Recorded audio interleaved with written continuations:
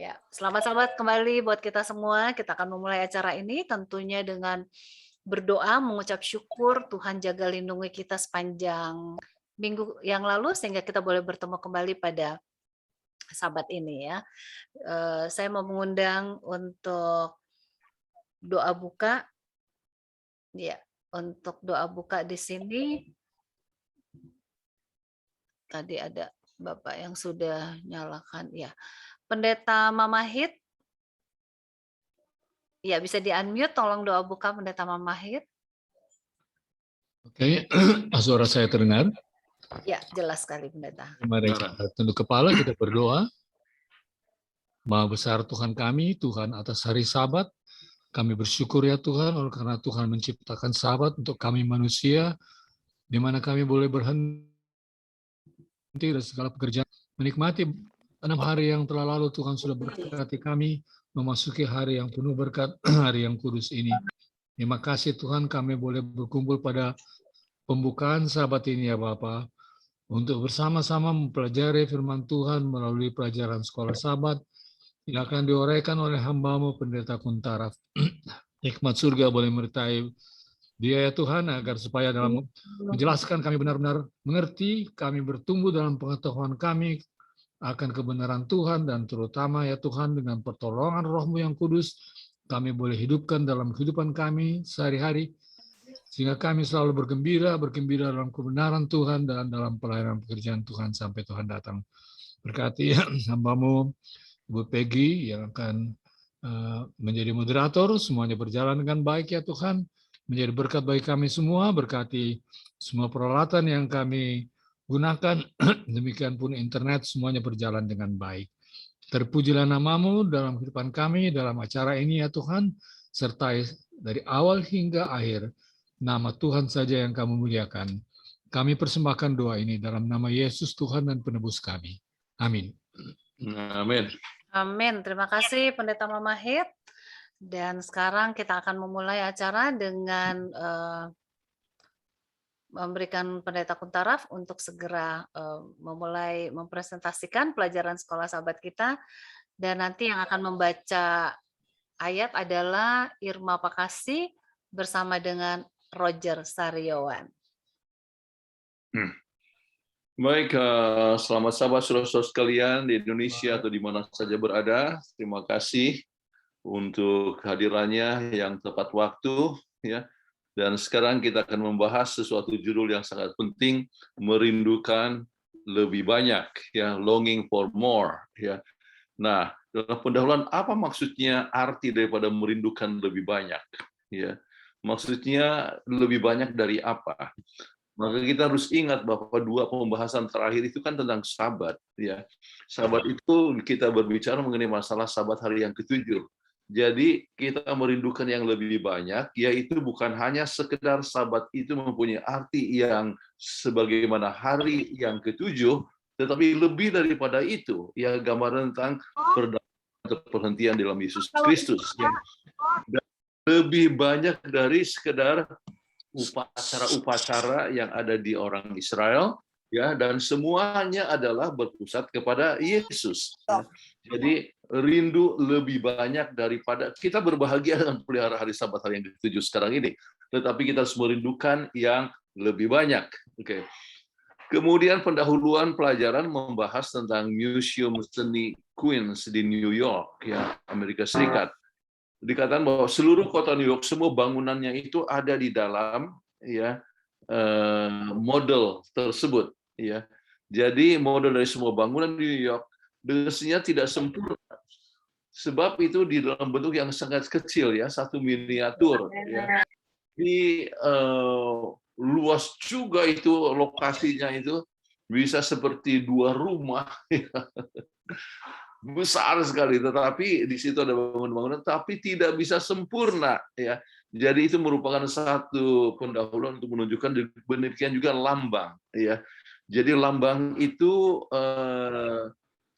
merupakan satu model, tetapi kenyataannya jauh lebih hebat, ya.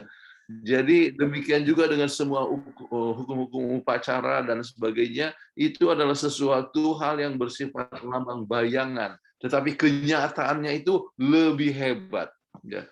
Jadi mengapa pelajaran ini penting?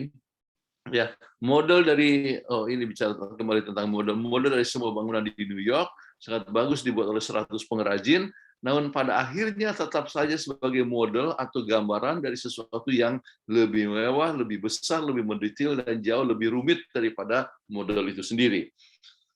Jadi Alkitab juga penuh dengan model miniatur daripada kegiatan dan institusi yang semuanya menunjukkan kepada realitas surgawi yang jauh lebih besar. Nah, mengapa pelajaran ini penting? Kita bisa pelajari lambang daripada perjanjian lama. Kita bisa belajar pentingnya lambang tersebut untuk kita yang berada di abad 21. Kemudian kita belajar Yesus merupakan inti dari bait suci itu. Semuanya adalah menggambar tentang Yesus. Perjalanan orang Israel ke Kanaan adalah lambang perjalanan kita ke surga. Ya.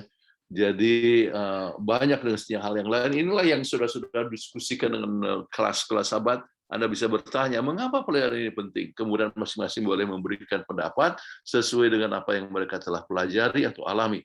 Baik, apa yang dapat kita pelajari dari ayat hafalan? Misalnya 1 Korintus 10:6. Ya. Siapa yang baca? 1 Korintus 10 ayat 6, semuanya ini telah terjadi sebagai contoh bagi kita untuk memperingatkan kita, supaya jangan kita menginginkan hal-hal yang jahat seperti yang telah mereka perbuat. Kita tahu bahwa apa yang dibahas di dalam 1 Korintus 10 ini berbicara tentang orang Israel, perjalanan mereka dari Mesir menuju ke Kanaan. Oke. Jadi pelajaran dari ayat itu, manfaat dari Alkitab, belajar dari orang biasa yang berhubungan dengan Allah. Ya. Jadi kita semua kan orang biasa. Ya. Jadi apakah itu Daud, ya, apakah itu Paulus, ya, apakah itu Abraham atau Nuh, adalah orang biasa seperti kita, ya, tetapi berhubungan dengan Tuhan.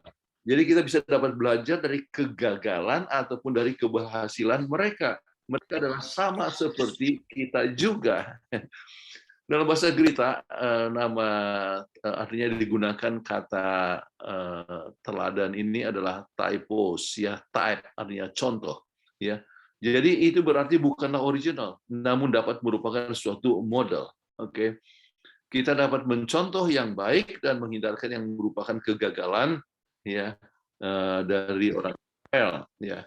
Jadi banyak hal yang kita bisa pelajari, ya, keberhasilan ataupun kegagalan. Baik. Nah, kita bagi peran pelajaran ini dalam 3 bagian, ya. Merindukan lebih banyak. Satu adalah belajar dari contoh orang lain. Kemudian berlambang, kemudian memasuki perhentian Tuhan, ya. Jadi ini 3 hal yang dapat dipelajari yang merupakan inti daripada semua pelajaran sepanjang 1 minggu ini.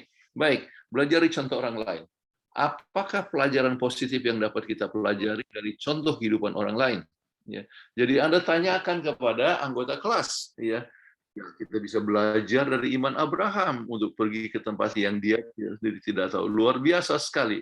Dia tinggalkan Mesopotamia, ya, satu tempat yang mempunyai budaya tinggi, punya tempat pemanasan yang baik, ya. Luar biasa sekali kalau orang belajar arkeologi mengetahui tentang penemuan daripada namanya Called Away, ya. Ya. Jadi tentang Mesopotamia, Ur, ya, kebudayaan yang luar biasa sekali, ya. Tetapi dia pergi tinggalkan semua ke satu tempat yang ia tidak tahu. Kita bisa belajar dari kepemimpinan Musa misalnya. Kita bisa belajar dari pengampunan Yusuf, ya. Banyak orang susah sekali untuk mengampuni orang, ya. Jadi Yusuf luar biasa. Kita bisa belajar dari kesetiaan Paulus, ya. Pergi, ya, dengan iman untuk mengabar Injil dan sebagainya. Jadi kita bisa belajar, ya. Tetapi apakah sikap atau tindakan yang Anda telah hindarkan sebagai akibat dari mempelajari kehidupan orang lain?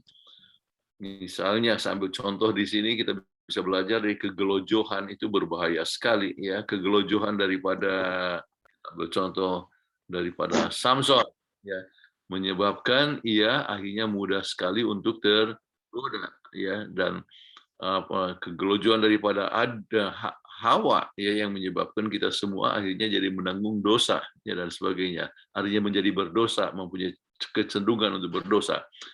Kemudian kita bisa belajar, kita harus hindarkan pemberontakan kepada pimpinan. Ya, hal yang sangat luar biasa pengalaman-pengalaman daripada orang-orang berontak dan mereka mengalami tantangan.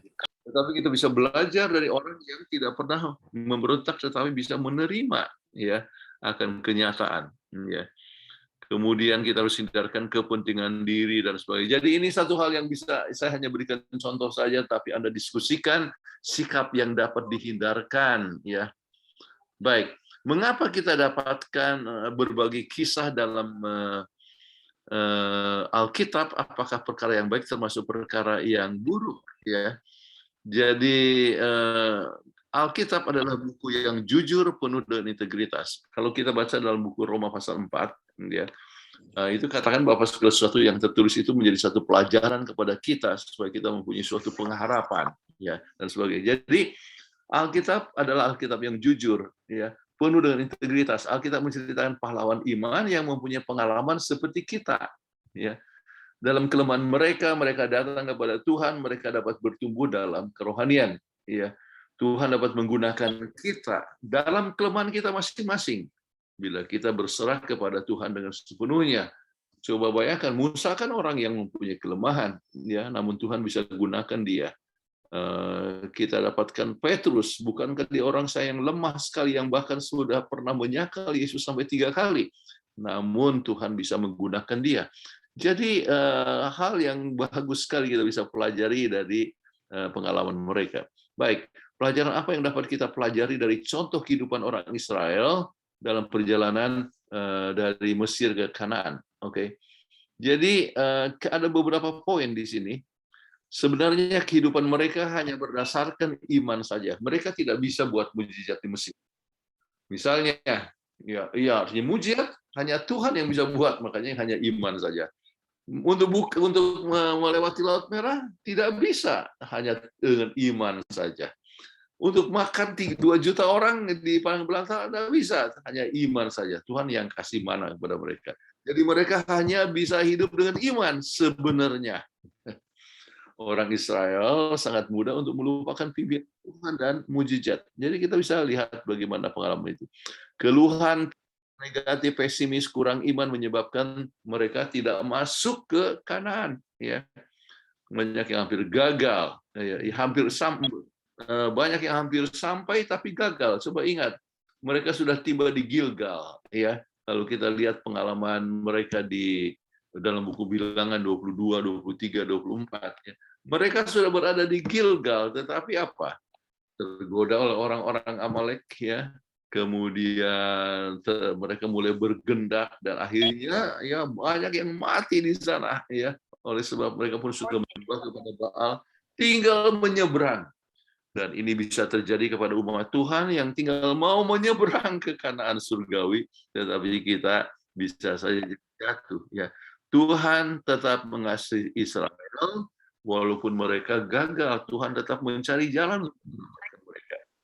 Jadi perjalanan Israel, Paulus menganggap perhentian penting dari perjalanan padang belantara itu sebagai suatu tipe, ya, atau contoh. Dengan jejak logika Paulus, rujukan makanan rohani harus dirujukan kepada mana? Ya, Yesus adalah roti kehidupan. Israel minum dari batu karang yang diidentifikasikan Paulus sebagai Kristus, ya, mendapatkan air kehidupan daripada Yesus. Pikirkan tentang Yesus misalnya dengan roti kehidupan, ya, dan sebagai air kehidupan. Oke.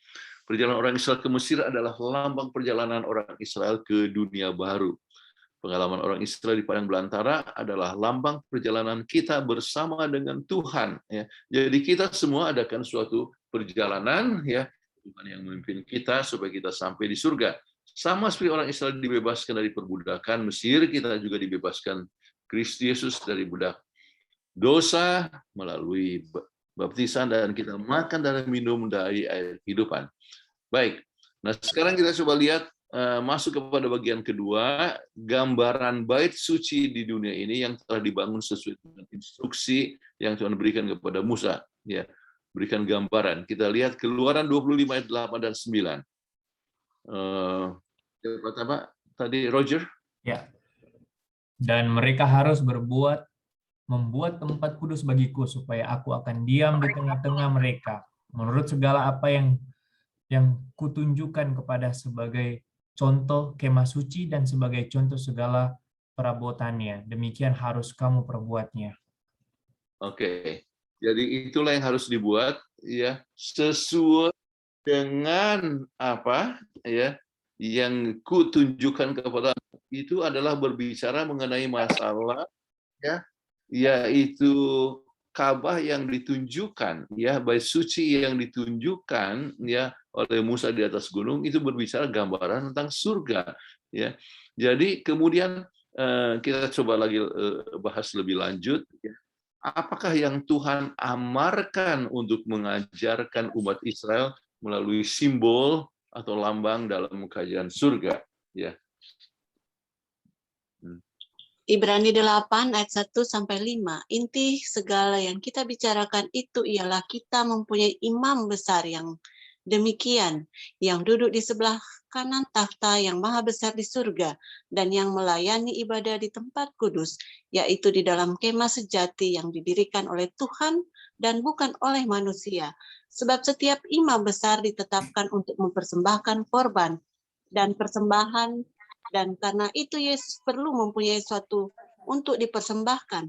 Sekiranya ia di bumi ini, ia sama sekali tidak akan menjadi imam, karena di sini telah ada orang-orang yang mempersembahkan persembahan menurut hukum Taurat.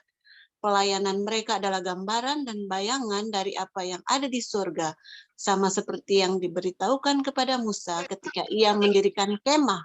Ingatlah demikian firman-Nya bahwa engkau membuat semuanya itu menurut contoh yang telah ditunjukkan kepadamu di atas gunung itu. Baik, terima kasih ya. Nah, sebelum kita bahas lebih lanjut, kita coba lihat lagi lebih lanjut tentang lambang-lambang ini ya. Baik, kita coba lihat hubungan dengan korban dosa yang tercatat dalam Imamat 4:32-35. Apa kebenaran berharga yang dibayangkan melalui upacara ini yang kita akan lihat dalam kegenapannya dalam Yohanes 1:9, 1 Petrus 1:8-21, kemudian 1 Timotius 1:15 ya. Nah, sekarang siapa Roger boleh baca Imamat 4 ayat 32-35. Imamat 4 ayat 32-35. Jika ia membawa seekor domba sebagai persembahannya menjadi korban penghapus dosa, haruslah ia membawa seekor betina yang tidak bercelah. Lalu haruslah ia meletakkan tangannya ke atas kepala korban penghapus dosa itu dan menyembelinya menjadi korban yang penghapus dosa di tempat yang biasa orang menyembelih korban bakaran. Kemudian imam harus mengambil dengan jerinya sedikit dari darah korban penghapus dosa itu, lalu membunuhnya pada tanduk-tanduk mezbah korban bakaran. Semua darah selebihnya haruslah dicucikan kepada bagian bawah mezbah. Tetapi segala lemak haruslah dipisahkannya, seperti juga lemak domba korban diselamatkan dipisahkan. Lalu imam harus membakar semuanya itu di atas mezbah, di atas segala korban api-apian Tuhan. Dengan demikian, imam mengadakan perdamaian bagi orang itu karena dosa yang telah diperbuatnya, sehingga ia menerima pengampunan. Terima kasih. Oke, kita coba lihat kegenapan dari semua lambang ya. Semua peralatan dan upacara di bait suci melambangkan kebenaran Kristus yang hidup ya. Jadi Yesus digambarkan di dalam semua persembahan korban. Yesus digambarkan dalam semua pelayanan imam ya. Jadi imam itu siapa? Semua peralatan dan barang yang ada menggambarkan kepada apa? Yesus. Jadi di sana misalnya ada kaki dian ya. Oh, kaki dian itu ya, itu adalah Yesus adalah terang dunia ya. Kemudian kita lihat di situ ada roti pertunjukan. Roti itu adalah Yesus adalah roti hidup ya. Jadi segala semua di dalam itu ya, umbanya apa semua itu melambangkan kepada Yesus ya. Jadi upacara pencurahan darah domba menggambarkan pencurahan daripada darah Yesus Kristus ya. Jadi tujuan orang Israel dan perjalanan untuk sampai ke Kanaan adalah perjalanan ya untuk tiba di Kanaan surgawi.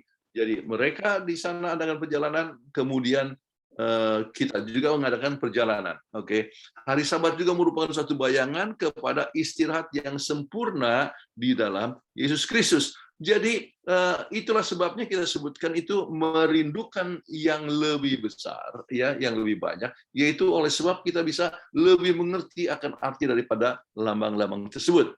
Baik, bait suci di dunia ini ya adalah lambang dari bait suci di surga, ya. Kemudian imam melambangkan ya Yesus, korban melambangkan Yesus, semua upacara yang terjadi di dunia lambang daripada apa yang terjadi di surga. Domba itu bukan realitas. Yesuslah yang menjadi korban. Oke. Pendosa meletakkan tangan di atas domba, artinya pengakuan dosa. Dan ini harus kita ingat, kalau setiap orang itu mengaku dosa, itu bukan dosa umum, ya, tapi dosa yang spesifik. Jadi Tuhan ampunilah semua dosa saya, ya. Tetapi spesifik, ya, saya sudah melakukan suatu pelanggaran yang mencuri domba tetangga. Ya. Tuhan ampunilah saya. Jadi sangat spesifik, ya. Ini satu pelajaran kepada kita. Pengakuan kita harus spesifik, secara jujur, mengerti akan kelemahan kita. Jadi kita tidak, kalau kita buat itu maka kita tidak akan buat lagi. Ya. Jadi setelah melalui proses dan setelah proses ini kita merasakan apa? Kita sudah dapat pengampunan, dan itulah yang memberikan kepada kita satu perasaan yang penuh dengan damai. Oke, damai kita miliki oleh sebab kita dapatkan pengampunan daripada dosa kita. Baik. Nah, sekarang boleh tolong bacakan ya berbagai lambang kegenapan daripada lambang tersebut. Yohanes 1 ayat 29, 1 Petrus 1 18 dan 19, dan 1 Timotius 1 ayat 15. Oke. Siapa yang baca sekarang? Yohanes 1 ayat 29. Pada keesokan harinya Yohanes melihat Yesus datang kepadanya dan ia berkata, "Lihatlah anak domba Allah yang menghapus dosa dunia."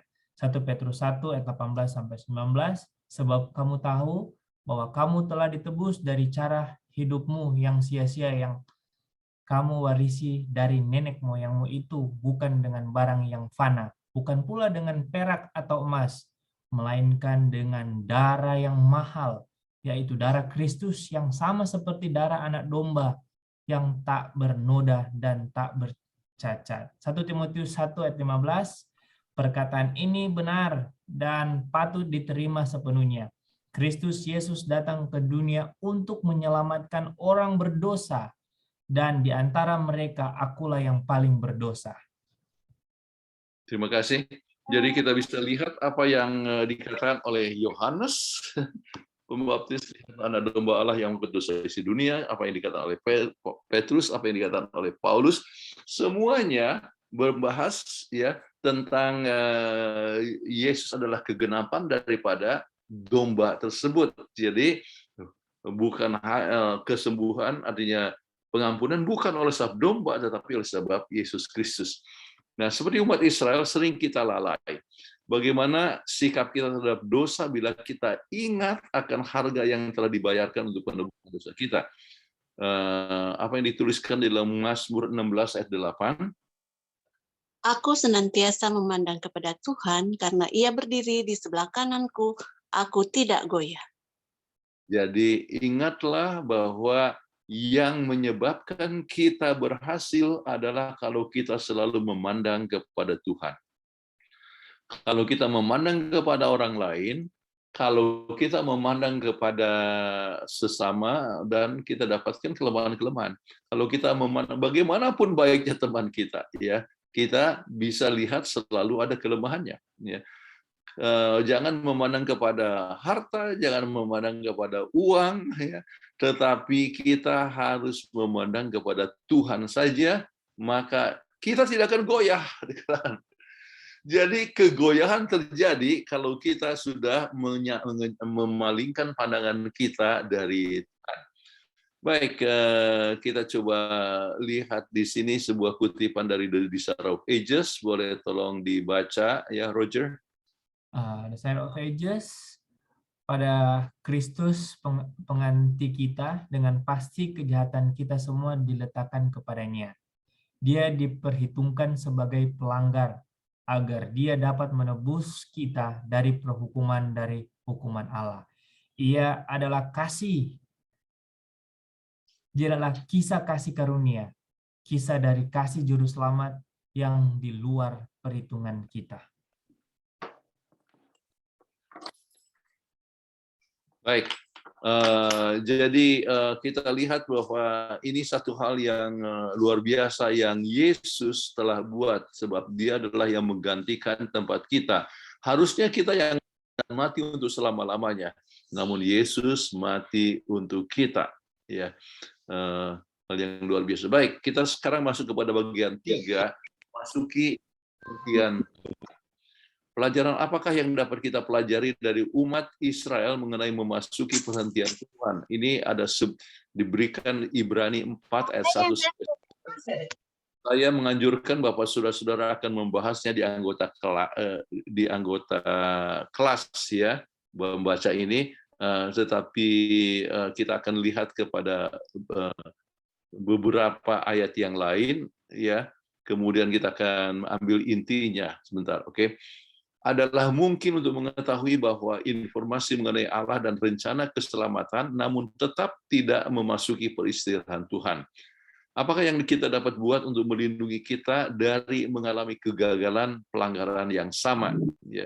Jadi kita ambil beberapa ayat yang ditulis dalam Ibrani pasal yang keempat tersebut. Oke, ayat yang kedua. Ya. Karena kepada kita diberitakan juga kabar kesukaan sama seperti kepada mereka. Tetapi firman pemberitaan itu tidak berguna bagi mereka, karena tidak bertumbuh bersama-sama oleh iman dengan mereka yang mendengarnya. Nah, satu hal yang sangat menarik, mungkin saja mereka sudah sampai ke Kanaan, tetapi mereka tidak betul-betul mempunyai iman yang penuh, ya. Atau banyak yang oleh sebab tidak punya iman, mereka tidak sampai pergi ke Kanaan, dan kita tahu kegagalan demi kegagalan yang telah terjadi bagi mereka. Ya, jadi firman itu menjadi tidak berguna. Oke. Nah, sekarang kita coba lihat bagaimana tanggapan kita kepada seorang teman berkata, saya ingin mendapatkan perhentian kepada jiwaku di dalam Tuhan, tetapi saya tidak mempunyai cukup iman. Ya. Nah, bagaimana iman dapat bertumbuh? Ya, perlu baca firman Tuhan. Roma 10 ayat 17, iman datang dari pendengaran firman Allah. Perlunya waktu dengan Tuhan. Yohanes 15 ayat 5, ya. Tinggallah di dalam aku. Jadi artinya memberikan waktu kepada Tuhan melalui firman Tuhan atau melalui doa. Maka firman itu atau Roh Tuhan akan bekerja dalam diri kita sehingga kita punya iman akan bertumbuh. Ya, ingat iman bertumbuh juga jika kita bekerja bersama dengan Tuhan. Ya, untuk itu kita harus mengenal Dia. Ya, bagaimana kita bisa bisa percaya pada seseorang kalau kita tidak mengenal dia. Ya. Seorang wanita oleh sebab dia kenal kepada seorang laki-laki, maka dia punya iman untuk jadi istrinya misalnya. Jadi mengenal akan dia. Kita harus kenal, makanya kita dikenalkan untuk artinya kita perlu mengambil waktu dengan firman Tuhan, ya, bekerja sama dengan Tuhan. Jadi berdasarkan pengalaman maka kita dapat iman yang bertumbuh. Ya, dengan mengenal kita akan dapat beriman. Ya. Apakah bahaya dan tidak memberikan sambutan kepada undangan Tuhan untuk memasuki perhentiannya? Mazmur 95 ayat 6-8. Masuklah, marilah kita sujud menyembah, berlutut di hadapan Tuhan yang menjadikan kita, sebab Dialah Allah kita dan kitalah umat gembalaannya dan kawanan domba tuntunan tangannya. Pada hari ini sekiranya kamu mendengar suaranya, janganlah keraskan hatimu seperti di Meriba, seperti pada hari di mana Musa di padang gurun. Jadi apa yang telah terjadi ini kembali pengalaman daripada disebutkan oleh Mazmur ya tentang apa yang terjadi. kata pada hari ini kan diulang-ulangi kita dapatkan, termasuk juga oleh Paulus juga menyebutkannya beberapa kali. Apa artinya hari ini? Ya, hari yang genting sementara masih ada kesempatan. Hari ini mengekspresikan urgensi, ya, gawat, ya. Hari ini berarti bahwa tidak ada lagi, ya, bahwa kita tidak bisa lagi berlengah-lengah. Hari ini menuntut sambutan dan keputusan sekarang. Artinya jangan menunda-nunda, menyambut bisikan Roh Kudus. Ya, suara itu bisa makin pelan kalau kita tidak mendengarnya lagi. Jangan menunda kebahagiaan. Waktu saya bertanya kepada satu orang, ya, sudah dibaptiskan, kemudian bagaimana? Dia dulunya berlambat-lambatan, ya. Akhirnya dia terima kebenaran, akhirnya dibaptiskan, kemudian apa ya? Saya tanya bagaimana? Menyesal sudah dibaptis? Dia kata, oh tidak. Ya, kecuali saya menyesal, sebab saya tidak seharusnya dibaptis lebih cepat. Baik. Jadi kalau dibaptiskan ya lebih cepat mendapatkan kebahagiaan. Jadi kenapa harus menunda-nunda, ya?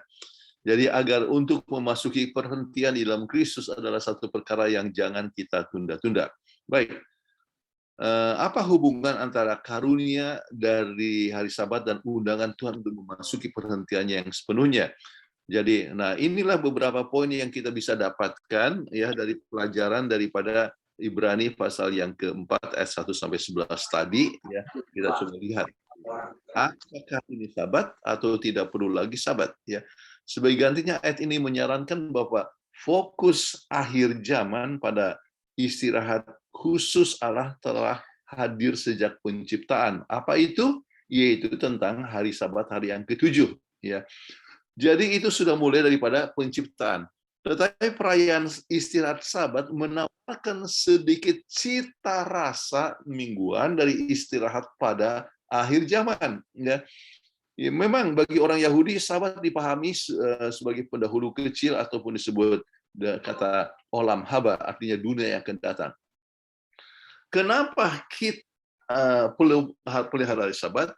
Supaya kita bisa merasakan cita rasanya, bahagianya dalam persekutuan dengan Tuhan, ya. Tetapi ini juga merupakan satu perkara yang masih di dalam pendahuluan untuk menghadapi satu kebahagiaan yang jauh lebih besar, ya, dalam persekutuan dengan Tuhan. Jadi istirahat seperti Sabat yang tetap bagi umat Tuhan menggemakan, ya, istirahat Allah pada Sabat pertama, ya, dalam sejarah bumi, berarti bahwa kita dapat berhenti dari pekerjaan kita sendiri dan pekerjaan dan percaya padanya untuk memenuhi janji keselamatannya bagi kita. Jadi kita tahu bahwa kadang-kadang kita masih coba berusaha untuk mencari keselamatan dengan diri sendiri, ya. Kita perlu mempunyai suatu pengalaman bahwa Tuhan yang bekerja dalam diri kita. Itulah peristirahatan daripada Tuhan, bukan oleh suatu pekerjaan kita, usaha kita, tetapi Tuhan yang bekerja dalam diri kita. Ya. Nah, perhentian dalam Kristus tidak lagi mencari keselamatan dengan usaha sendiri, ya.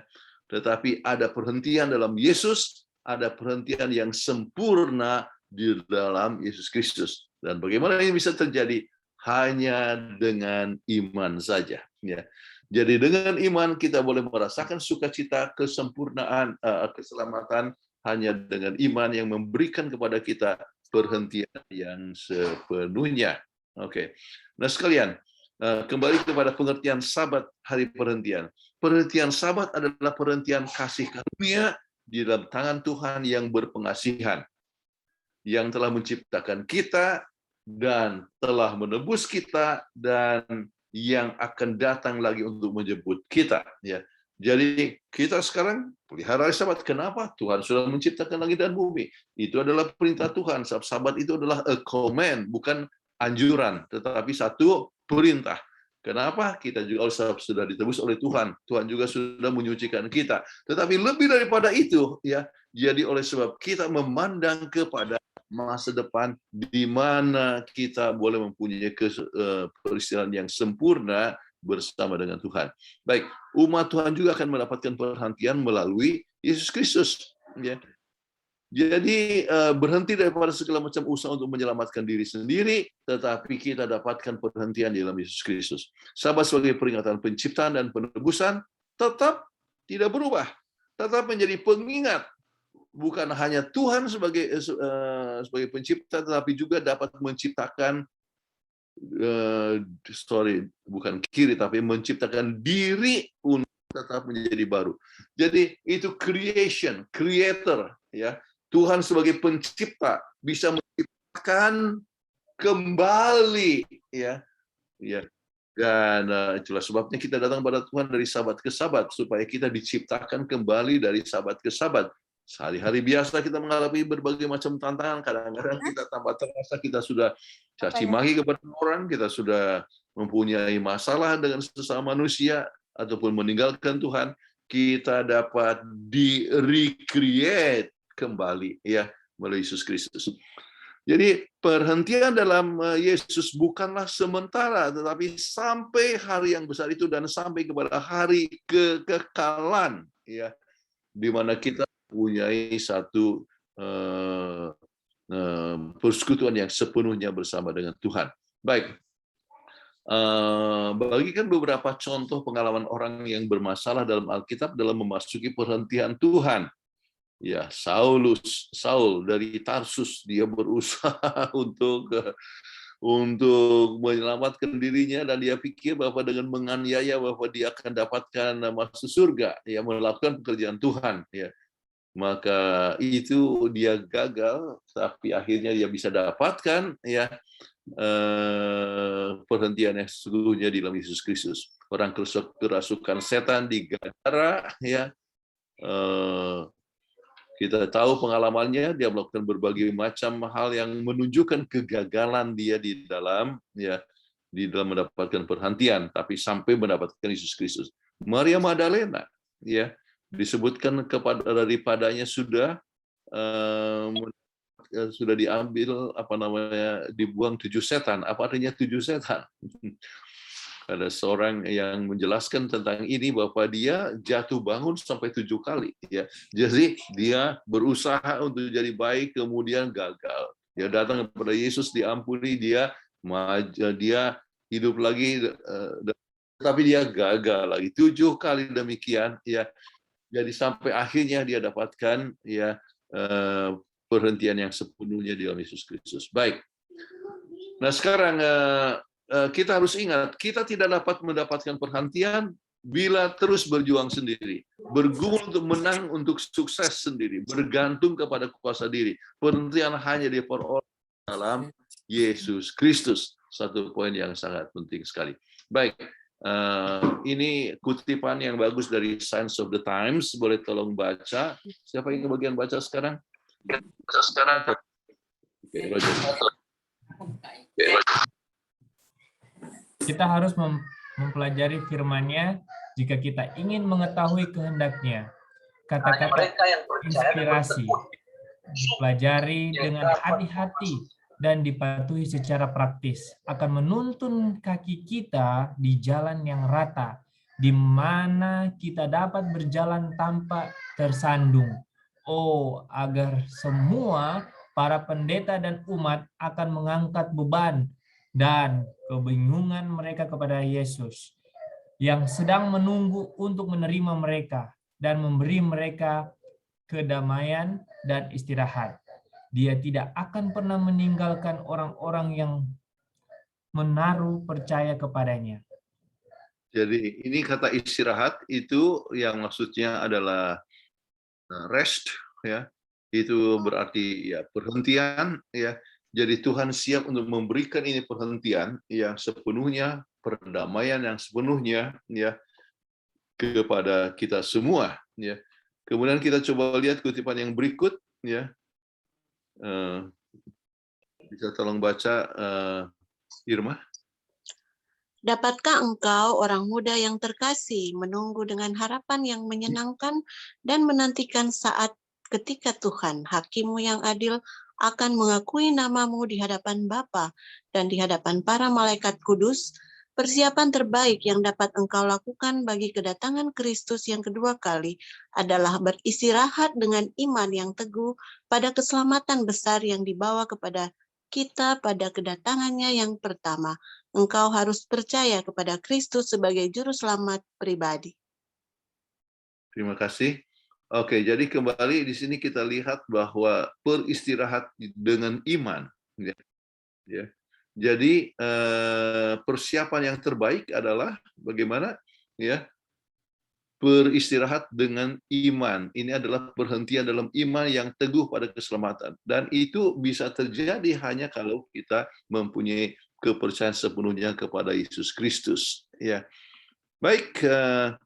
Aplikasi ya bisa didiskusikan dan masing-masing bisa memberikan pandangan bagaimana hidup Anda telah berubah sejak engkau membuat keputusan untuk memasuki perhentiannya.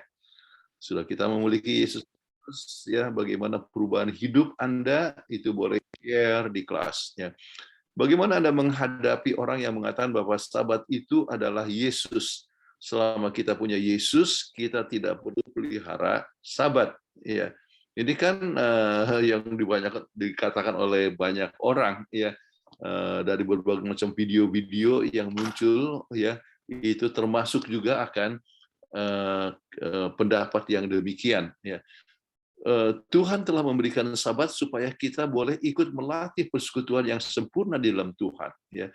Dan itu adalah disebutkan sahabat yang kekal ya. Jadi ini adalah satu perkara yang berjalan bersama-sama. Ya, justru dengan memiliki Yesuslah maka itu dapat ya menerima dan boleh memelihara hari Sabat itu dengan sesuai dengan kehendak Tuhan. Apa kira-kira yang dapat menghalangi Anda untuk masuk ke Kanaan surgawi? Ya. Ini mungkin harus dipikirkan oleh pengalaman masing-masing ya. Mungkin kegelojohan Anda. Atau mungkin kepentingan diri, atau saya masih belum berdamai dengan orang itu, ya masih dendam sama dia. Jadi boleh dipikirkan. Atau mungkin saya masih menggerutu, ya seperti orang Israel. Ya. Perjalanan daripada orang Israel dari Mesir ke Kanaan adalah lambang sepenuhnya daripada perjalanan kita sampai di surga. Ya. Jadi kita tahu orang Israel itu apa? Naik turun begini. Jadi demikian juga sering kita naik turun. Jadi itulah sebabnya kita harus memalingkan pandangan sepenuhnya kepada Tuhan supaya kita tiba di tempat tujuan dengan baik. Terima kasih saudara-saudara sekalian. Saya rasa sudah waktunya untuk berhenti. Saya sudah bicara 45 menit. Oke. Jadi sekarang adalah question and answer. Iya, terima kasih Pendeta Kuntaraf untuk pelajaran berharga pada malam hari ini. Dan terima kasih kepada semua yang telah mengikuti acara ini. Pembahasan dari Pendeta Kuntaraf. Pendeta perlu minum dulu? Oh ya, terima kasih. Ada satu air minum. Malum sudah punya cucu 2, jadi perlu istirahat sejenak ya. Baik, sambil pendeta boleh istirahat sejenak, saya akan mengundang Daniel untuk memutarkan acara dari Pendeta Kuntaraf pada hari Minggu nanti. Silakan.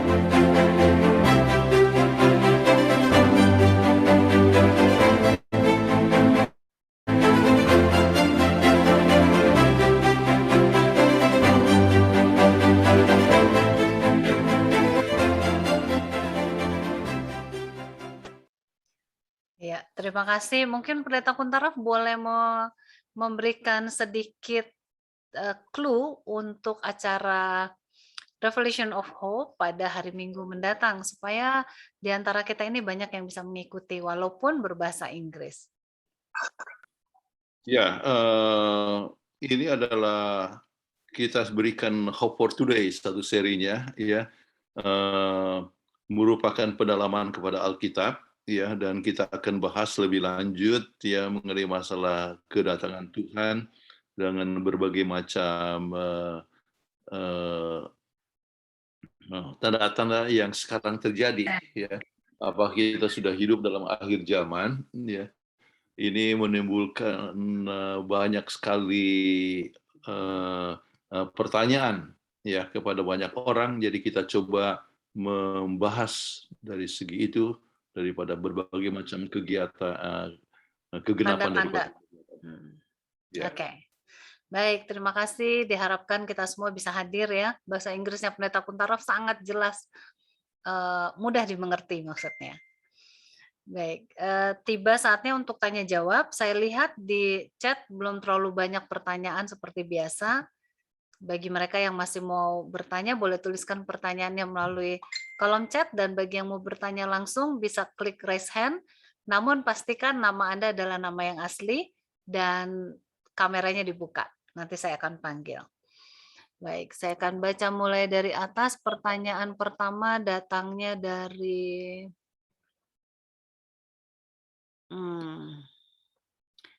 Nah, saya juga ingin memberitahukan ini di chat banyak sekali yang mau bergabung di grup WhatsApp PGSSI.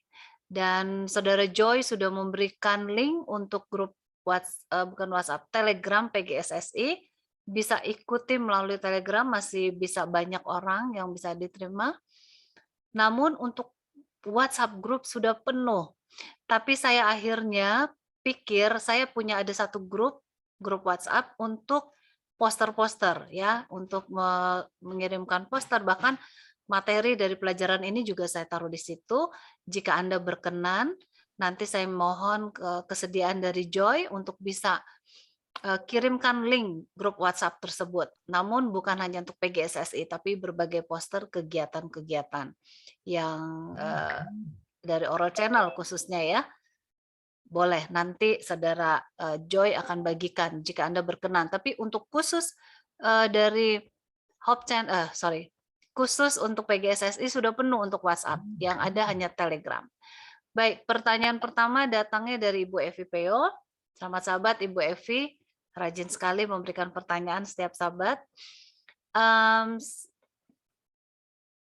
Pertanyaannya adalah mohon diterangkan tentang lambang dari si kambing hitam atau Azazel. Saya kurang paham, katanya. Terima kasih.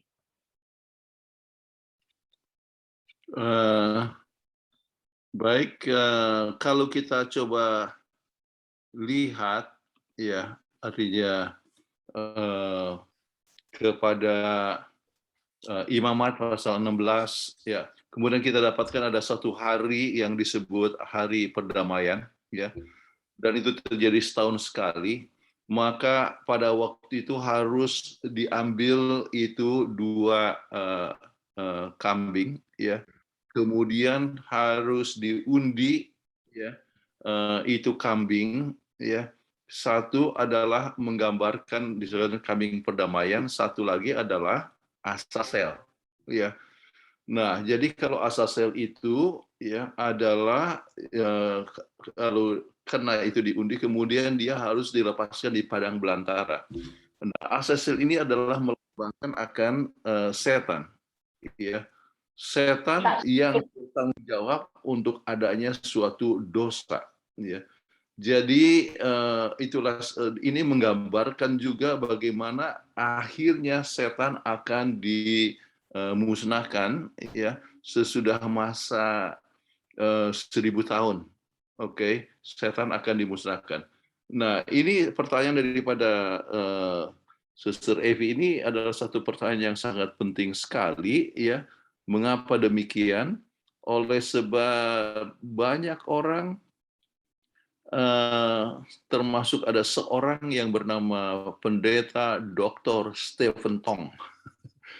Dia menyebutkan bahwa keselamatan kita itu kita percaya Azazel ya yang menebus kita.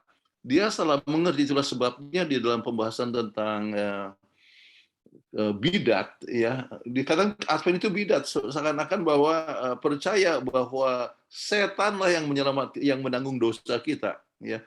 Yang dimaksudkan bukan setan menanggung dosa kita, tapi setan bertanggung jawab untuk dosa yang ada ya, yang telah datang kepada dunia ini. Makanya dia dimusnahkan, artinya diundi kemudian dilepaskan di padang belantara yang dilambangkan dengan kambing Azazel tersebut. Ya, tetapi bukan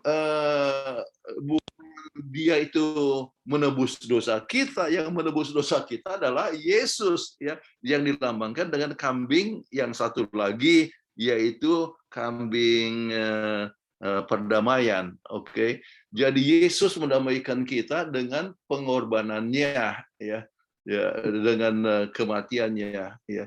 Jadi ini satu hal yang sangat penting. Mudah-mudahan bisa menjelaskan kepada Ibu Evi. Iya, terima kasih. Semoga Ibu Evi puas ya dengan jawaban dari Pendeta Kuntaraf. Baik, saya akan beralih ke penanya berikutnya dari Lewi Yonatan. Lewi Yonatan, mana nih? Dan apa maksudnya korban bakaran dan korban sembelihan? Mohon pencerahannya. Ya, ada banyak sekali korban-korban yang disebutkan di dalam Alkitab. Kalau kita lihat kepada buku Imamat kepada orang Lewi, ya.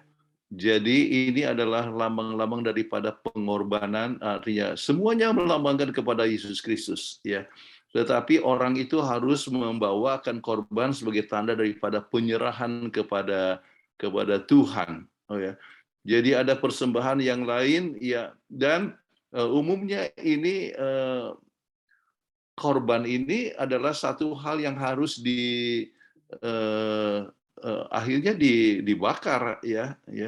Jadi itu bisa domba atau kadang-kadang ada juga lambang yang disebut lambang korban perdamaian ya.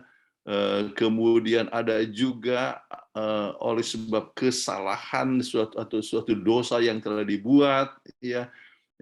Kita dapatkan banyak sekali korban-korban ya yang digambarkan dalam buku Imamat kepada orang Lewi ya. Dan intinya adalah bahwa keselamatan itu hanya melalui Yesus Kristus ya, tetapi manusia ya harus mengakui akan dosa, kemudian itu perlu dia sendiri sebetulnya yang harus menyembelih ya, menunjukkan bahwa kita sendirilah yang telah melakukan suatu dosa ya, yang harus bertanggung jawab untuk datang kepada Tuhan dan meminta kepada pengampunan kepada Tuhan. Ya, semoga menjawab. Oke, selanjutnya saya akan panggilkan yang raise hand di sini. Ada Saudara Boyke Nainggolan. Iya, Pak Boyke, ada di manakah? Ada. Ya, oke. Oke. Selamat sahabat. Terima kasih Bu Peggy Wawor. Iya, silakan. Pertanyaannya. Sudah? Iya, silakan Pak Boyke. Oke. Terima kasih Pendeta Kuntaraf untuk penjelasan yang sangat luar biasa pada saat ini.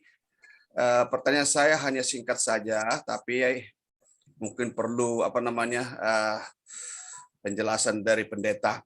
Saya sangat tertarik dengan penjelasan tadi bahwa kehidupan yang baik yang dilakukan oleh umat-umat Tuhan pada zaman dahulu tentu kita perlu ikuti atau teladani. Tapi masalahnya adalah perbuatan yang kurang baik. Mengapa saya katakan demikian? Oleh karena sekarang ini, saya tidak tahu di gereja-gereja yang lain, tetapi sekarang ini perbuatan yang kurang baik ini bisa jadi menjadi satu pembelaan diri bagi kita yang berbuat salah. Contohnya, ya di dalam perjanjian lama itu kan ada pembunuhan, ada perselingkuhan, ada yang tidak menghargai para pemimpinnya. Nah, Tuhan selalu memberikan pengampunan kepada mereka. Sedangkan kita di zaman sekarang ini mempunyai satu buku peraturan jemaat yang harus kita jalankan. Kalau ada anggota jemaat yang bersalah, ada aturannya. Lalu bisa saja diberikan celaan. Bisa celaan berupa skors, bisa juga menjadi pemecatan. Nah, kadang-kadang banyak perbincangan yang mengatakan bahwa malah kita lebih tidak mengasihi sesama kita, sedangkan Tuhan mengampuni. Tuhan sangat mengampuni. Kenapa ini bisa terjadi? Nah, kira-kira itulah yang saya ingin dapatkan dari pendeta, bagaimana sebetulnya pemikiran ini. Karena ini dijadikan sebagai pembelaan diri bagi umat Tuhan belakangan ini. Itu satu. Yang kedua hanya singkat saja. Apakah mungkin orang-orang yang tidak memelihara hari Sabat masuk ke dalam kerajaan surga? Itu saja pendeta. Terima kasih banyak. Baik, terima kasih Pak Boyke. Bagaimana nih pendeta? Silahkan pendeta Kuntara. Oke. Yang pertama, ya, kita harus ingat bahwa memang Tuhan memaafkan, ya, tetapi selalu ada resikonya, ya. Bahkan kita lihat kepada proses di Perjanjian Lama, kita ambil contoh Daud, ya, betul Daud dimaafkan, toh? Ada resiko atau tidak? Ya. Banyak sekali resiko yang dia harus alami, ya. Jadi itu ada 3 hal yang terjadi. Misalnya anaknya, kemudian bahkan dikatakan bahwa gundik-gundiknya diperkosa oleh anaknya sendiri, kemudian anaknya itu yang hasil hubungan dengan Batseba, ya, Batseba itu meninggal. Jadi betul Tuhan memaafkan, namun ada resiko yang harus dialami. Dan tujuan daripada pemberian resiko itu adalah supaya orang itu menyadari bahwa tindakannya itu salah. Jadi begitu juga dengan masa sekarang, ya. Sebetulnya kalau orang melanggar, ya, artinya ketahuan, ya, ada juga yang melanggar yang tidak ketahuan, ya. Jadi melanggar kemudian kalau tidak ketahuan, maka dia punya conscience akan merasa bersalah, ya, dan itu juga satu hukuman. Itulah sebabnya orang harus datang sepenuhnya kepada Tuhan sampai dia boleh clear conscience, jadi tidak mau lagi melakukan. Tetapi kalau ketahuan, ya, kemudian ada resiko, dan resiko itu bukan berarti bahwa ia tidak dicintai. Justru orang yang telah mendapatkan disiplin harus tetap dilawat, didatangin, ya, kemudian tetap diundang ke gereja, ya, dan sebagainya. Ya, tujuannya adalah apa? Untuk dia menyadari akan kesalahannya dan ia boleh memulai satu hidup yang baru, ya. Jadi saya lihat daripada prinsip itu, ya, di Alkitab atau sekarang sama saja, pengampunan tetap diberikan, namun resiko harus berjalan, ya. Jadi kita ambil contoh saja, orang merokok banyak, oke, betul, dia kan sudah berdosa merusak rumah Allah, tapi kalau datang pada Tuhan dapatkan pengampunan, ya. Namun sisa nikotin dalam tubuhnya itu tetap bisa membahayakan dia. Kalau dia tidak cepat berhenti, maka tetap ada kemungkinan seorang mendapatkan emfisema misalnya. Jadi ada, ataupun kanker paru-paru. Jadi ada orang yang sesudah mendapat kanker paru-paru, ya, baru berhenti.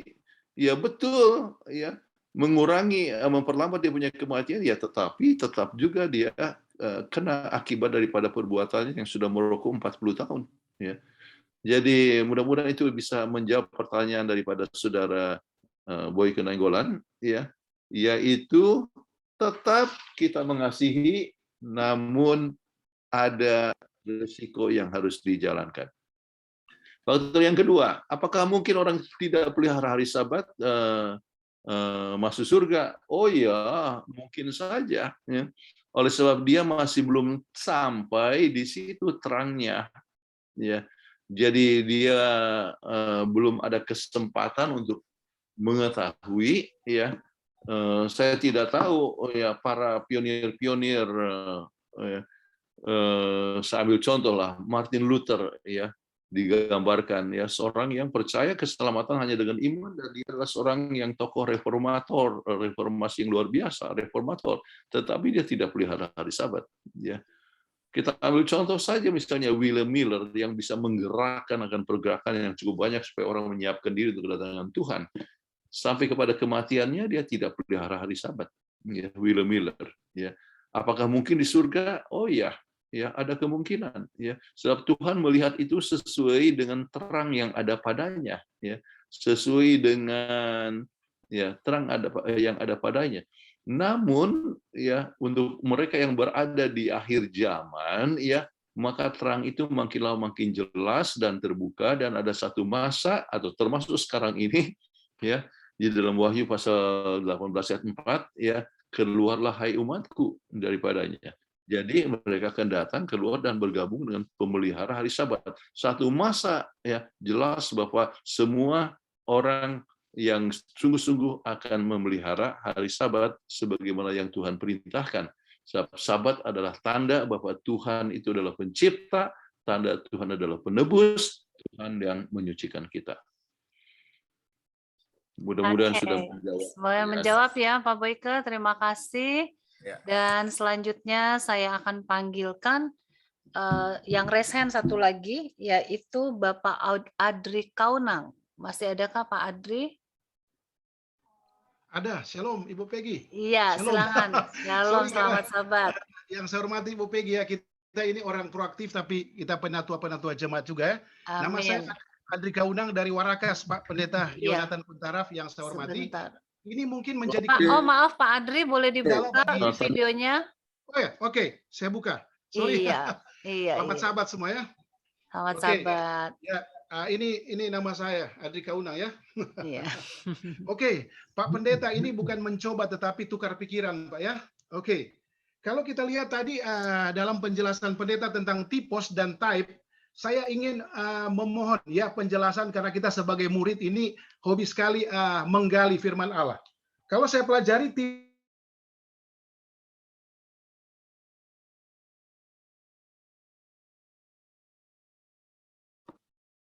ada masalah signal.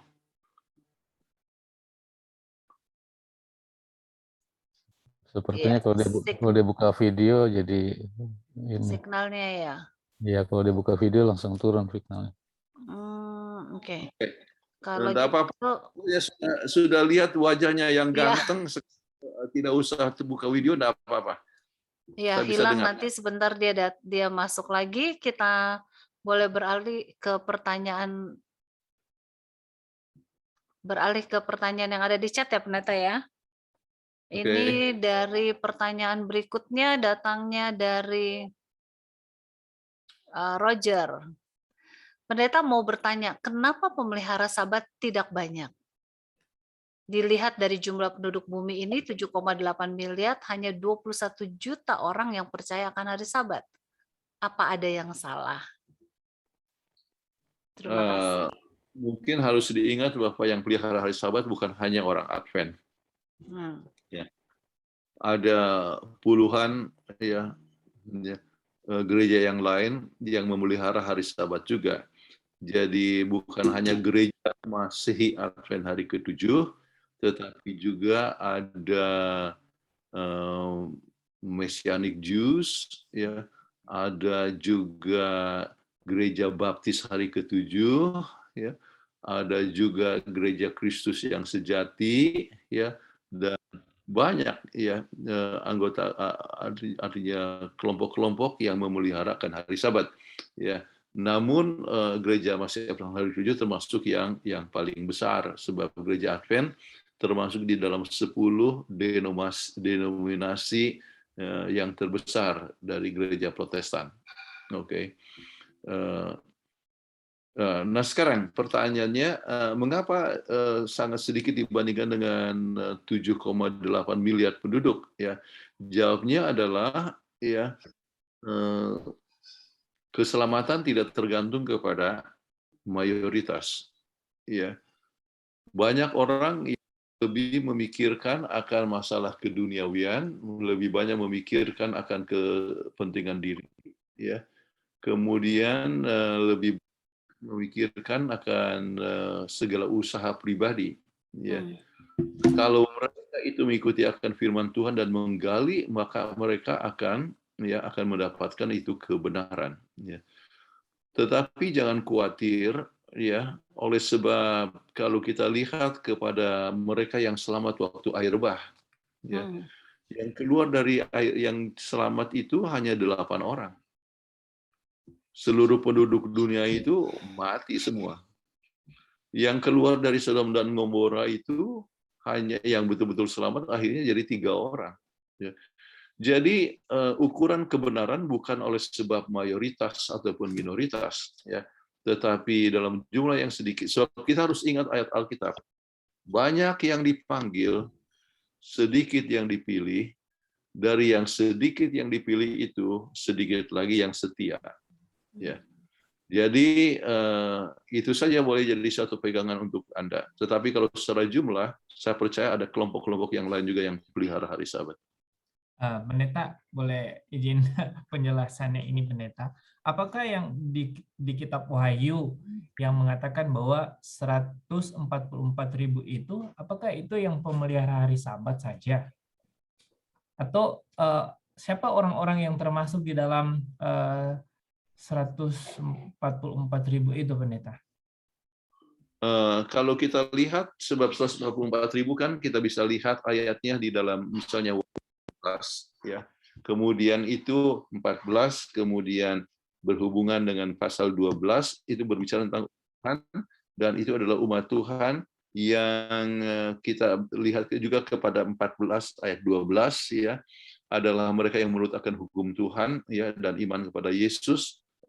Kemudian Wahyu pasal 12 ayat 17 juga berbicara tentang kelompok yang sama, ya. Jadi dengan demikian kita percaya bahwa ini adalah umat yang memelihara akan hari Sabat.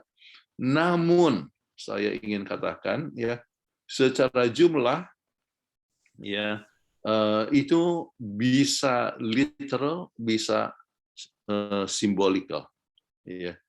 Kenapa saya katakan mungkin itu jumlah yang simbolik? Sebab semuanya yang menggambarkan itu adalah di dalam Wahyu, ya, itu banyak bersifat simbolik. 144.000 saja, misalnya, itu 144.000 dari suku mana? Ya, 12.000 daripada suku Ruben, ya, ataupun 12.000 dari Yehuda, ataupun dari itu suku-suku itu di mana itu?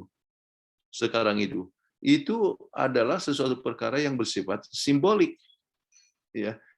Sebab orang Yahudi saja kita pernah ke Israel berapa kali, ya, itu mereka sendiri sudah tidak tahu suku mereka suku apa. Mereka sudah tidak tahu, apalagi yang dari utara. Yang mereka selatan masih banyak tahu itu adalah banyak Yahudi, ya, dari Yahuda, oke. Tetapi oleh sebab percampuran yang telah dibuat, ya, maka mereka sudah tidak tahu lagi mereka punya nenek moyang apa. Jadi kita percaya bahwa itu adalah nama-nama itu adalah nama-nama yang simbolik, ya. Nah, secara jumlah juga, ya, mungkin simbolik, mungkin tidak. Jadi itu sebabnya kita tidak mau, ya, mendebatkan bahwa itu pasti simbolik atau pasti itu jumlah yang benar, literal. Tetapi yang jelas bahwa mereka adalah pemelihara hukum Allah. Oke? Baik, selanjutnya saya akan panggilkan yang raise hand di sini. Oke, sisa 2 ya. Bapak Dirjon Sitohang. Iya, selamat Sabat Pak Dirjon. Baik, selamat sahabat Bu Peggy, Iya, selamat sahabat Pendeta Kuntara. iya. Boleh pertanyaan singkat ya Pak ya? Ya, jadi Maafkan karena waktu. perjalanan bangsa Israel menuju tanah Kanaan adalah gambaran perjalanan kita Israel. Suaranya hilang, Pak. Ya, Oke. sudah ada yang mute tadi. Baik, terima kasih. Saya ulang lagi. Ya. Perjalanan bangsa Israel dari tanah Kanaan, dari tanah Mesir menuju ke tanah Kanaan adalah gambaran dari perjalanan Israel rohani menuju Kanaan surgawi. Lalu kalau kita lihat bahwa orang Israel badani yang masuk di tanah Kanaan itu adalah generasi baru. Generasi lama hanya 2. Sementara generasi baru ini mereka tidak pernah mengalami pergumulan bagaimana sakitnya di tanah Mesir. Lalu mereka juga tidak pernah mengalami bagaimana guncangan iman mau menyeberang Laut Merah. Tidak mungkin tidak mengalami apa yang terjadi di Masa, apa yang terjadi di Meriba, dan pergumulan-pergumulan yang lain. Tetapi dengan enaknya mereka lolos masuk ke tanah Kanaan. Apakah kira-kira di dalam perjalanan kehidupan Israel rohani sekarang ini, apakah kira-kira ada korelasinya? Jangan-jangan nanti yang masuk ke tanah Kanaan surgawi itu adalah generasi-generasi baru. Tapi saya berpikir agak lain, Pak Pendeta, bukan menghakimi dan bukan prejudis kira-kira begitu, tetapi makin ke generasi berikutnya, sepertinya makin banyak tantangan, terbalik dengan bangsa Israel rohani, badani. Kalau kita makin ke depan, makin banyak pergumulan, makin banyak tantangan, dan mungkin makin sulit untuk lolos masuk ke tanah Kanaan surgawi itu, seperti bangsa Israel badani itu. Bagaimana kira-kira gambaran paralel kedua perjalanan ini, Pak Pendeta? Terima kasih. Terima kasih, Pak Dirjan. Terima kasih. Ini satu hal yang sangat menarik ya, dan saya ingin sampaikan bahwa yang dimaksudkan, ya, artinya kita harus tahu bahwa setiap orang memiliki tantangan. Adalah betul tantangan daripada orang generasi muda itu tidak seperti mereka yang di Mesir, ya. Tetapi tantangan-tantangan itu mereka tetap hadapi, mengadakan perjalanan, kemudian mereka harus berperang, mereka harus menentukan apakah mereka menurut atau tidak menurut. Tantangan yang sangat penting, yang umum kepada semua orang di setiap generasi adalah bergantung kepada Tuhan atau bergantung kepada diri sendiri. Itu adalah satu tantangan. Ya. Jadi mereka juga menghadapi banyak tantangan dan pencobaan. Mereka sudah berada di Gilgal, ya, mau menyeberang dan mereka tergoda. Ya. Jadi yang tergoda artinya itu berarti mereka mendapatkan tantangan. Ya. Kalau tidak salah 24.000 orang yang mati, ya, oleh sebab mereka gagal di dalam menghadapi tantangan itu. Ya. Jadi itu bisa dilihat dari buku Bilangan 22, 23, 24 ya. Ya. Jadi dengan demikian, ya, tantangan itu selalu ada walaupun dalam bentuk yang tidak sama. Ya. Nah, sekarang masuk kepada generasi baru di Gereja Advent. Ya. Tantangan daripada masa dulu dengan sekarang, jadi prinsipnya juga tetap sama, walaupun secara materi tantangan itu bisa berbeda, ya. Yaitu apakah kita bergantung kepada Tuhan atau kita bergantung kepada diri sendiri. Ya. Caranya sekarang ya zaman modern, ya. Kemudian ada HP di mana-mana, bisa ada mobil, orang bisa mudah sekali untuk pergi ke tempat, jadi lebih mobile, ya. Tetapi prinsipnya adalah bergantung kepada diri atau bergantung kepada Tuhan. Ya. Jadi kalau misalnya bergantung kepada Tuhan, maka tidak akan mudah, ya, untuk jatuh, walaupun misalnya dia ada kendaraan, dia tidak akan gampang untuk meninggalkan akan orang tuanya untuk berbuat apa saja, ya. Jadi ketergantungan kepada diri dan tergantung kepada Tuhan itu adalah suatu tantangan yang saya sebutkanlah terbesar yang kita hadapi, ya.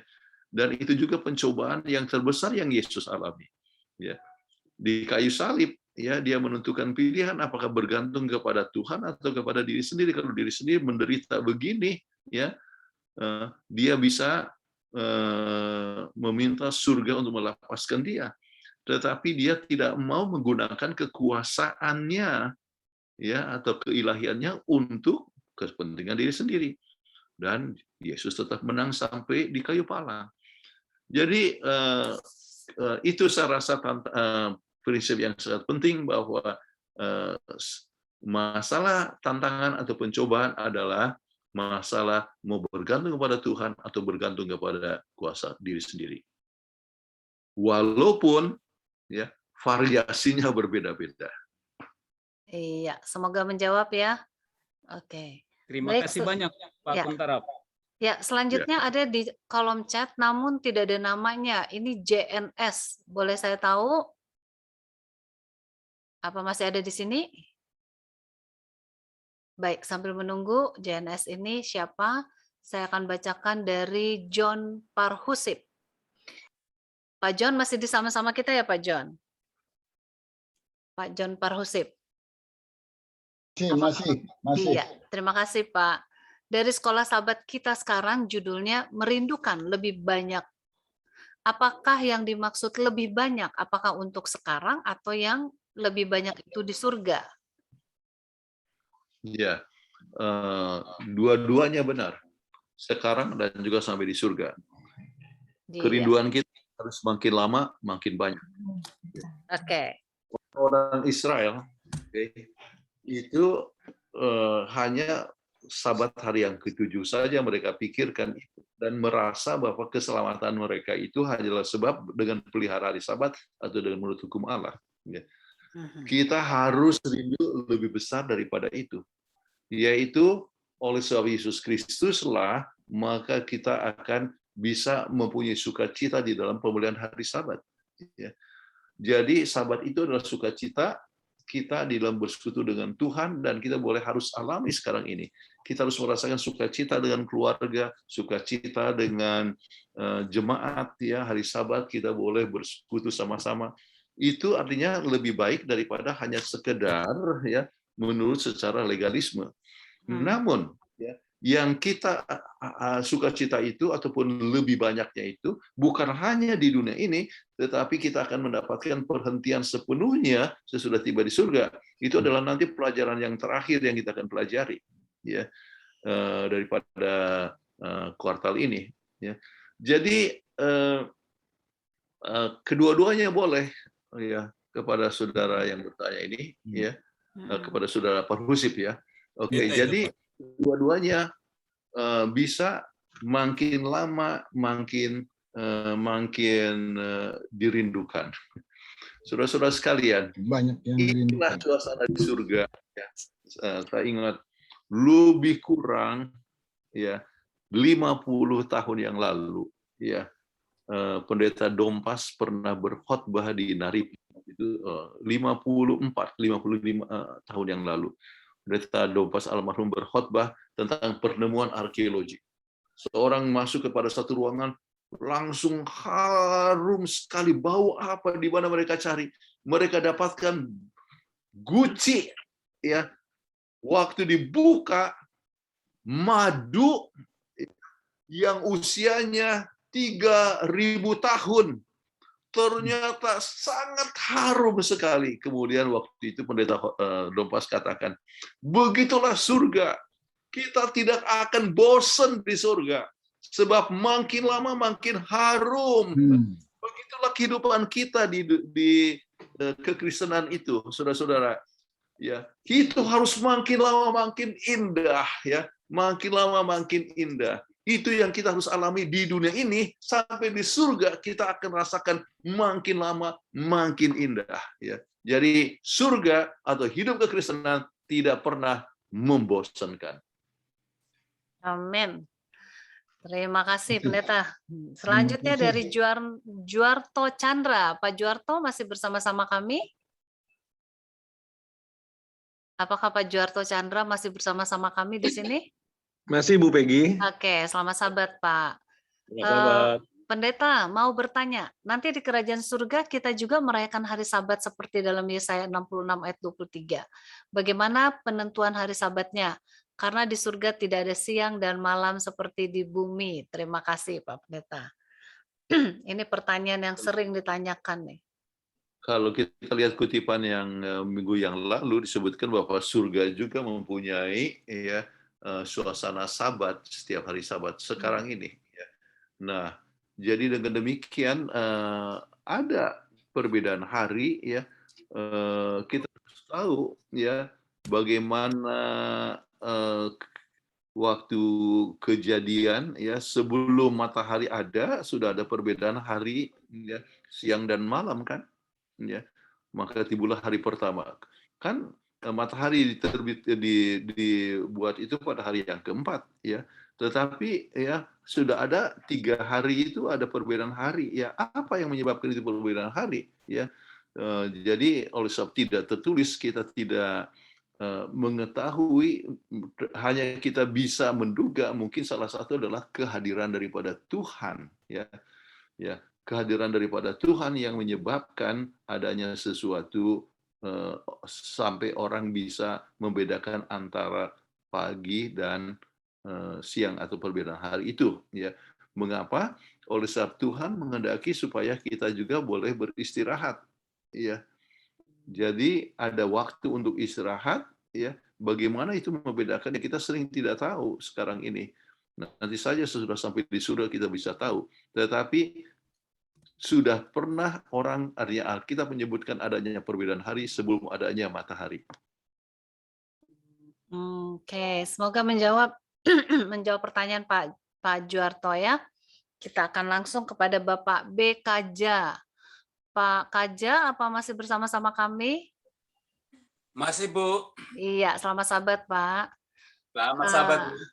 Selamat sabat, Pak Kuntara. Saya ingin bertanya pada pendeta, apakah semua orang Israel yang mati di padang gurun masih bisa selamat bila Yesus datang yang kedua kali nanti? Mohon penjelasannya. Oh, bisa. Ya. Kalau mereka yang betul-betul bertobat, ya, maka mereka akan bisa masuk surga. Salah satu kita ambil contoh Harun. Apakah mungkin Harun masuk surga? Dia kan mati juga di padang belantara. Ya. Ya. Bagaimana dengan Maryam? Dia kan mati juga di padang belantara. Ya. Mereka bisa masuk surga oleh sebab mempunyai suatu apa?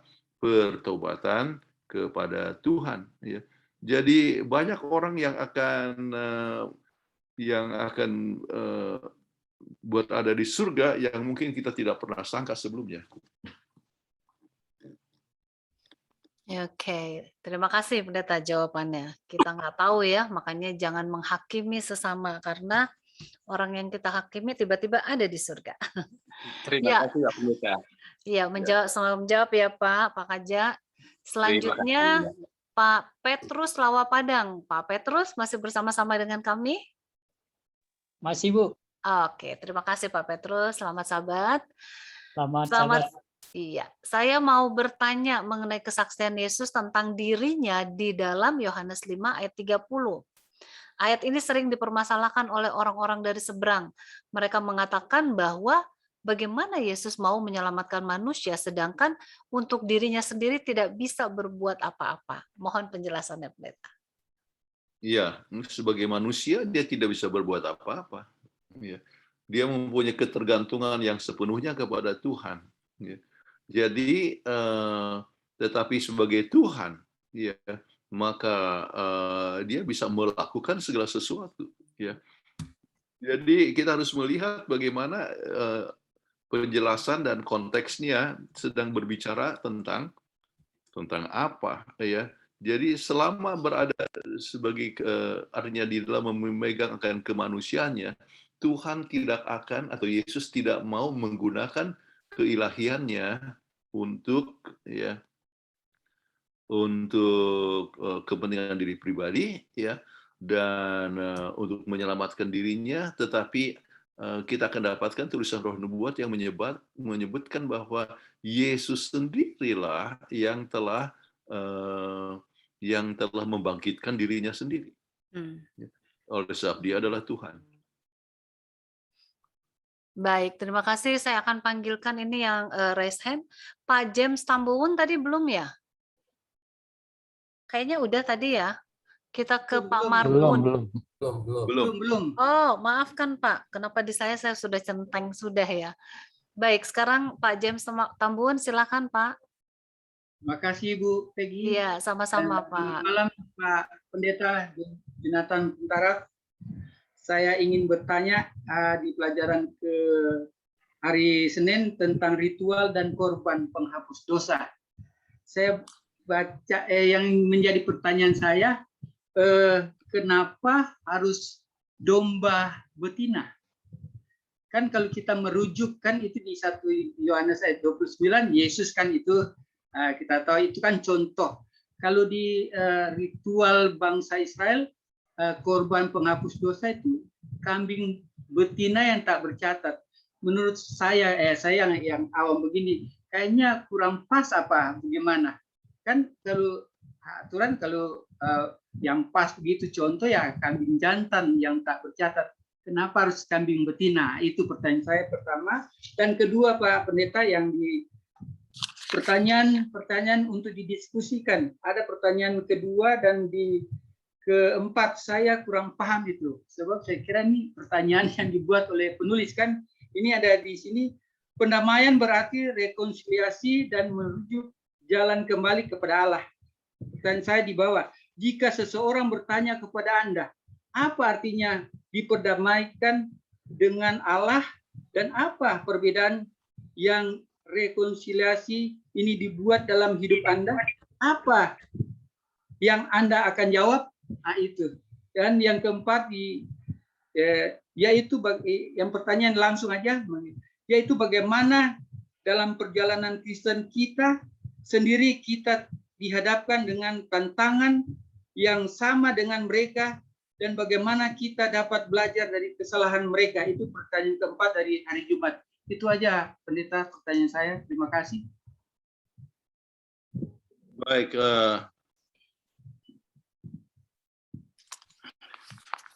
terus terang saya sendiri tidak mengetahui kenapa sebagian bisa artinya kambing jantan atau domba jantan, kemudian ada yang minta yang betina, ya. Apakah mungkin maksudnya bahwa yang supaya jangan semua yang jantan yang dipakai nanti kehabisan yang jantan, ya. Jadi perlu juga ada yang betina, ya. Apakah mungkin itu, ya? Nanti saya coba lihat lebih lanjut, ya. Jadi waktu saya baca itu juga, ya, saya ada sedikit pertanyaan, tetapi saya masih belum sempat lihat dia punya jawabannya apa. Kecuali ada di antara saudara-saudara yang bisa menjawab, ya. Tetapi itu menunjukkan bahwa mungkin saja ada pelajaran yang sangat penting bahwa yang betina juga mempunyai suatu peranan, ya, sama seperti laki-laki dan perempuan, ya. Jangan hanya berpikir laki-laki saja yang punya peranan, tetapi wanita juga punya peranan. Jadi kambing ini bukan hanya yang jantan, tetapi juga yang betina juga punya peranan, ya. Jadi itu adalah sesuatu perkara yang boleh dikatakan baru kemungkinan, ya. Tetapi saya harus pelajari lebih lanjut untuk pertanyaan Anda. Jadi terima kasih untuk pertanyaan tersebut. Yang kedua, kalau tidak salah, itu tentang diperdamaikan dengan Tuhan dan bagaimana kita bisa memperdamaikan. Ya, kita tahu bahwa akibat dosa maka ya upah dosa adalah maut. Ya, maka kita harus didamaikan dengan Tuhan. Ya, sebab maut itu memisahkan. Ya, kalau kita lihat Yesaya 59 ayat 2 ya, bahwa yang menjadi pemisah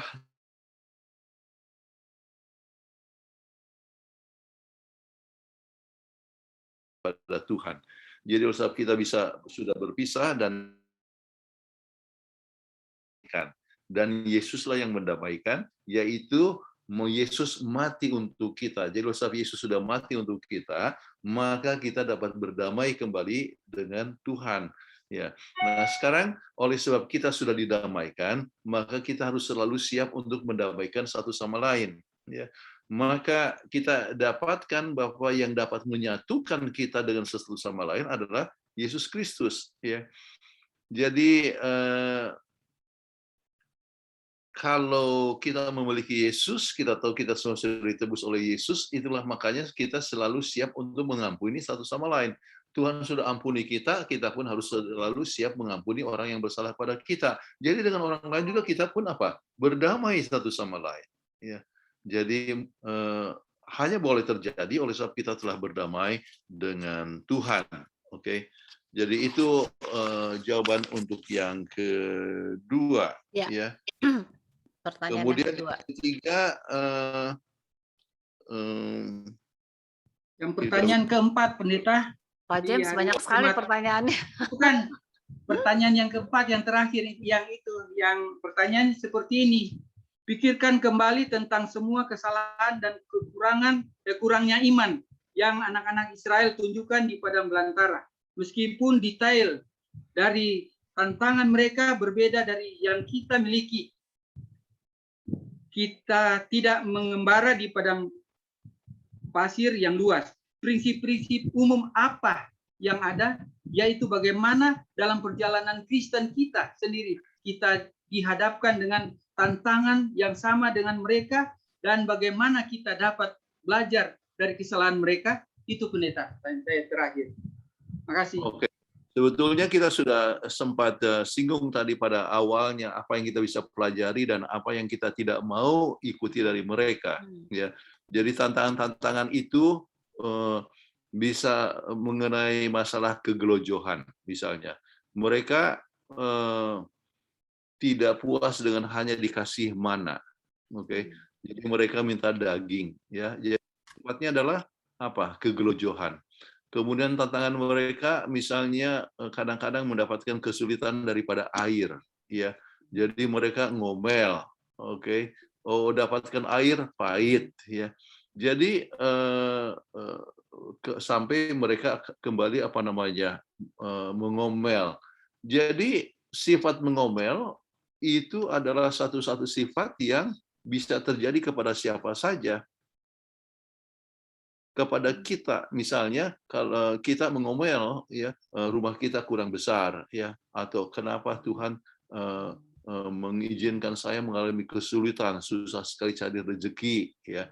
Jadi kita prinsipnya sama, prinsip-prinsip yang terjadi kepada orang Israel yang suka menggerutu, ya, ngomel, bahkan memberontak, ya, itu bisa terjadi kepada kita. Nah, sekarang ditanyakan bagaimana supaya kita jangan mengalami kesalahan yang sama. Kita sudah bahas juga tadi, yaitu memandang kepada Tuhan, jangan memandang kepada sama manusia, jangan memandang kepada kesalahan orang lain, ya, tetapi memandang kepada Tuhan sebagai juru selamat kita. Jadi memandang kepada Tuhan adalah merupakan kunci yang sangat penting sekali di dalam menghadapi berbagai macam, ya, tantangan yang menyebabkan orang Israel gagal, tetapi kita tidak perlu harus gagal kalau kita bergantung kepada Tuhan sepenuhnya. Iya, amin. Terima kasih, Pendeta. Terima kasih, Pendeta. Iya, terima kasih. Semoga puas ya jawabannya, Pak. Ya. Oke, terima kasih. Selanjutnya ini pertanyaan terakhir di chat dari Pendeta Yanto Wijaya. Apa dasarnya Rasul Paulus menggambarkan bahwa penyeberangan mereka di Laut Merah itu sebagai bahwa mereka sudah dibaptis di mana dasar? Maksudnya di mana dasarnya ya? Itu adalah simbolis, ya. Ya, dasar adalah mereka melalui Laut Merah, ya. Ya. Laut Merah kemudian artinya melampaui air toh ya, jadi kiri kanan air ya yang tinggi, jadi mereka seperti apa, dibaptiskan, tetapi bukan berarti bahwa itu adalah satu simbolik ya, simbolik, bukan mereka betul-betul dibaptiskan ya, tetapi arti baptisan itu sendiri haruslah sesuatu yang diselamkan, jadi itu adalah satu simbolik ya. Iya. Oke, terima kasih Pendeta. Saya mau panggilkan raise hand yang terakhir, yaitu Bapak Marbun. Masih sama-sama kita Pak Marbun? Iya. Kuntara. Iya. Silakan Pak Marbun. Pak Marbun boleh di-unmute? Boleh berikan pertanyaannya langsung? Wah, kepencet itu Bu, enggak? Enggak kedengeran Pak. Kedengeran. Saya kepencet mungkin lagi baca WhatsApp. Silakan Pak, Tidak pertanyaannya Pak. Oh, hilang lagi Bob.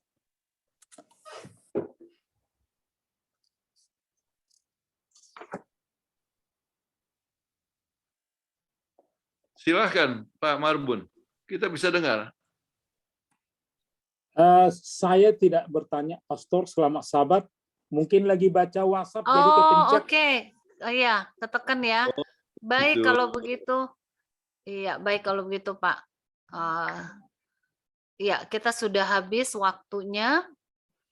Dan karena tadi saya kasih kesempatan ya kepada Pak Marbun, rupanya Pak Marbun salah pencet ya.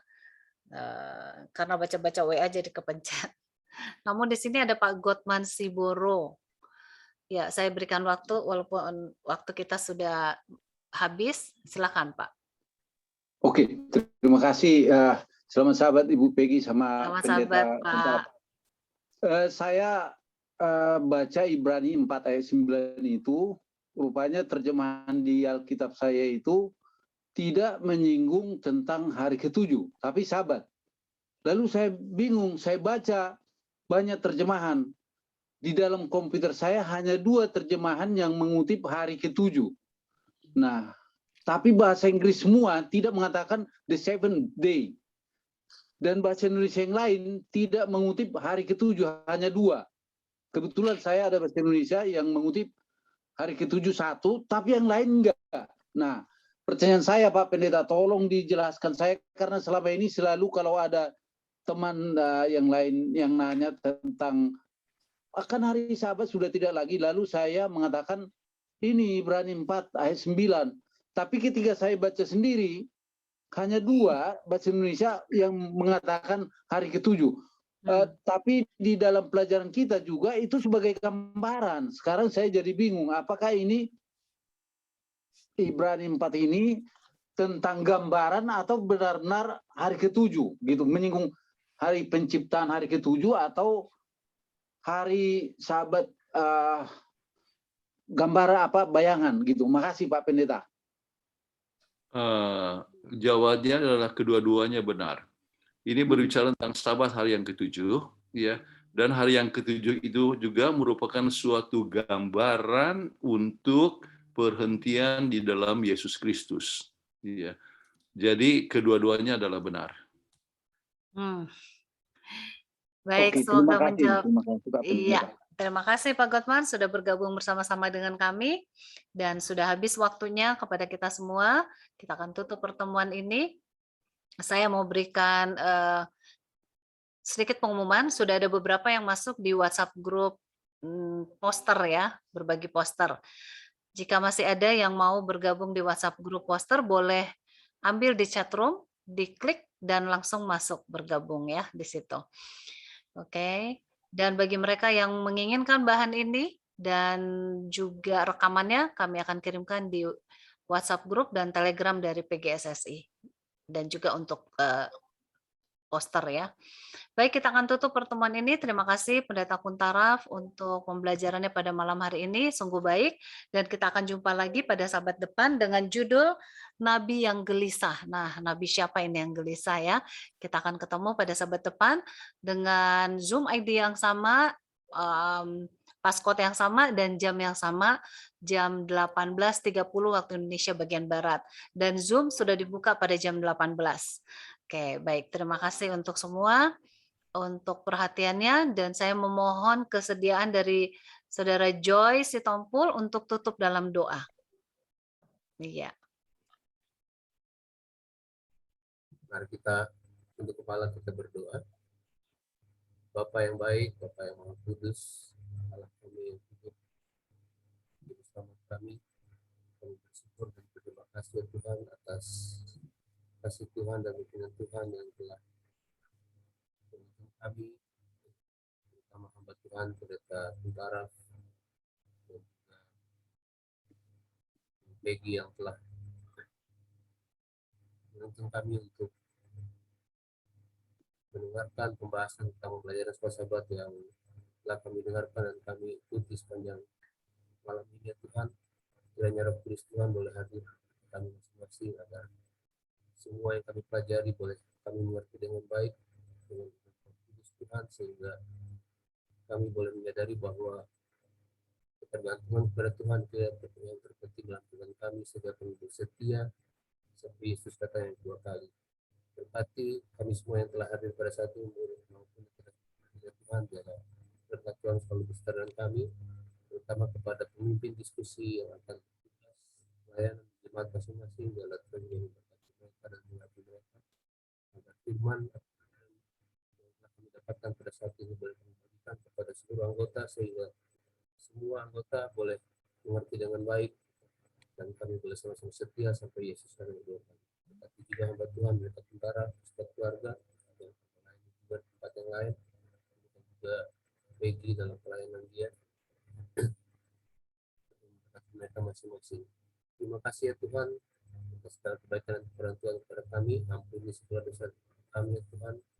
Kami berdoa dalam nama Yesus yang adalah Tuhan dan kami ya Tuhan. Amin.